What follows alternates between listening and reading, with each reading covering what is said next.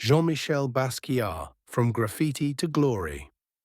In 1982, a 21-year-old artist from Brooklyn sold a single painting for $25,000. Just 6 years later, at the height of his fame, he was dead. His name, Jean-Michel Basquiat, a high school dropout, a graffiti writer, a downtown misfit, who became one of the most important artists of the 20th century.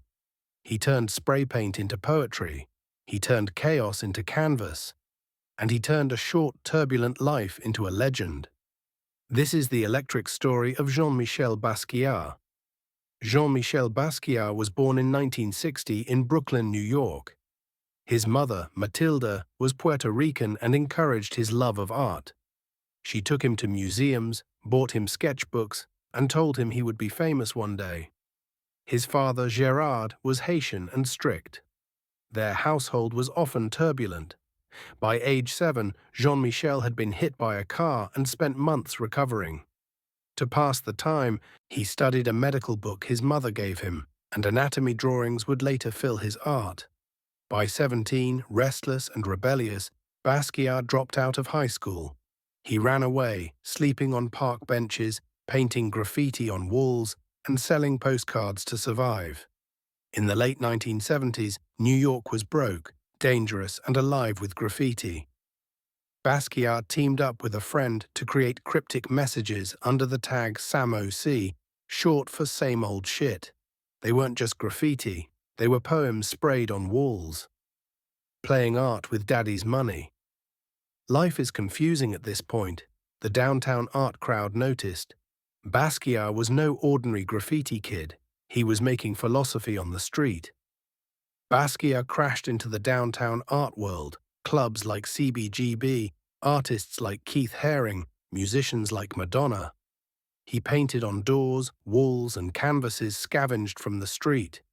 His style, fierce, raw, filled with crowns, skulls, and fragments of language. It was messy but brilliant, a reflection of hip-hop, jazz, and New York itself.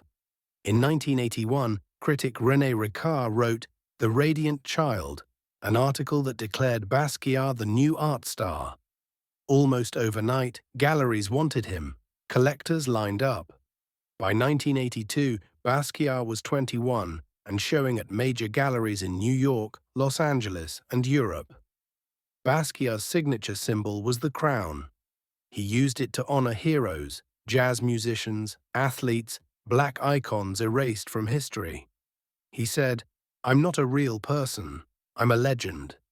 The crown was his way of claiming power in a world that denied it.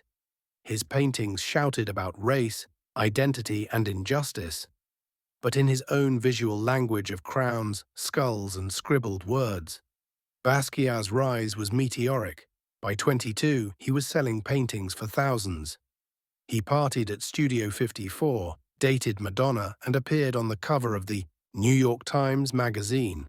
In 1983, he began collaborating with Andy Warhol. At first, it was magic. Two worlds colliding, young energy meets pop legend. But critics mocked the partnership, saying Warhol was exploiting Basquiat. The pressure of fame, racism, and criticism weighed heavily. Basquiat spiraled deeper into drugs. By the mid-1980s, Basquiat was rich and famous, but increasingly isolated. He painted obsessively, sometimes completing dozens of canvases in weeks. But heroin consumed him. Friends worried. Galleries hesitated.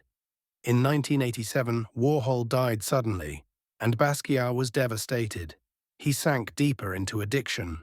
On August 12, 1988, Jean-Michel Basquiat died of a heroin overdose in his New York studio.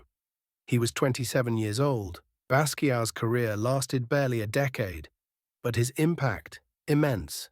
His paintings now sell for tens of millions. In 2017, his work Untitled, a skull in fierce strokes of blue and black, sold for $110.5 million, setting a record for an American artist. He became the first black artist to break into the elite art world, and his voice still resonates in hip-hop, fashion, and activism. Basquiat gave graffiti a crown. He turned the chaos of the street into the language of the gallery. And though he died young, his legend never stopped growing. Jean-Michel Basquiat once said, "I don't think about art when I'm working. I try to think about life." His art was life. Messy, brilliant, short, and unforgettable. From Brooklyn benches to million-dollar canvases, Basquiat became a legend. Not because he wanted to fit into the art world, but because he forced the art world to fit him. Thank you for watching. If you enjoyed this deep dive, please like, share, and subscribe.